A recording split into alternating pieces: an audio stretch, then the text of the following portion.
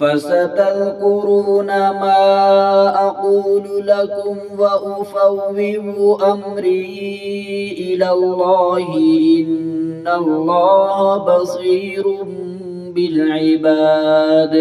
فوقاه الله سيئات ما مكروا وحاق بآل فرعون سوء العذاب النار يعرضون عليها غدوا وعشيا ويوم تقوم الساعة أدخلوا آل فرعون أشد العذاب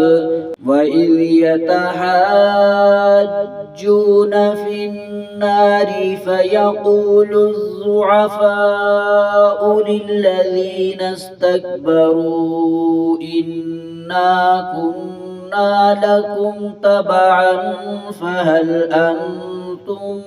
مغنون عنا نصيبا من النار